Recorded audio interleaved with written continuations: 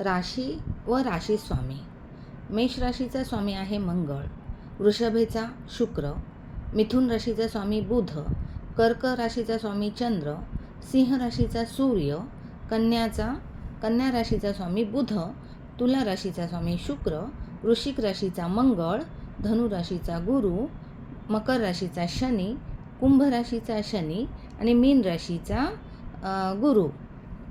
आता मेष आणि वृश्चिक ह्या मंगळाच्या राशी आहेत. वृषभ आणि तुला ह्या शुक्राच्या राशी आहेत. मिथुन कन्या बुधाच्या राशी आहेत. कर्क ही चंद्राची रास आहे. सिंह ही सूर्याची रास आहे. धनु आणि मीन हे गुरुची रास आहे. मकर आणि कुंभ ही शनीची रास आहे.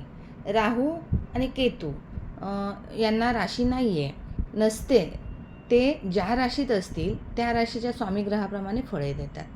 आता राशी, साधारण राशी आणि मूळ त्रिकोण राशी बघूया आपण. तर मंगळाची जी मूळ त्रिकोण राशी आहे ती मेष आहे. शुक्राची मूळ त्रिकोण राशी तुला, बुधाची मूळ त्रिकोण राशी कन्या, चंद्राची एकच रास आहे, त्यामुळे मूळ त्रिकोण राशी ही तीच येते. सूर्य एकच रास आहे, सिंह रास.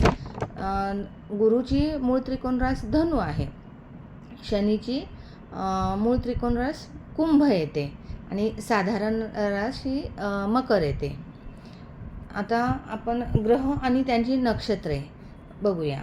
अश्विनी, मघा आणि मूल ह्या 3 नक्षत्रांचा स्वामी केतू आहे.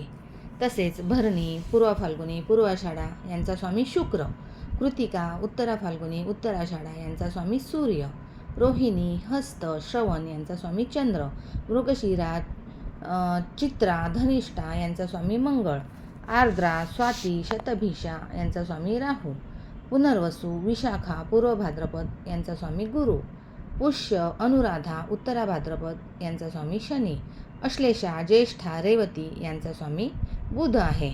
आता आपण राशीप्रमाणे त्यांचे गुण आणि स्वभाव समजून घेऊया. मेष ही चर राशी आहे. वृषभ स्थिर राशी, तर मिथुन द्विस्वभाव राशी आहे. तसेच कर्क चर राशी, सिंह स्थिर राशी, कन्या द्विस्वभाव राशी, तुला चर राशी, वृश्चिक स्थिर राशी, धनु द्विस्वभाव राशी, मकर चर राशी, कुंभ स्थिर राशी, मीन द्विस्वभाव राशी. या राशींच्या गुण व स्वभावावरून मुहूर्तशास्त्रात त्यांचा उपयोग केला जातो.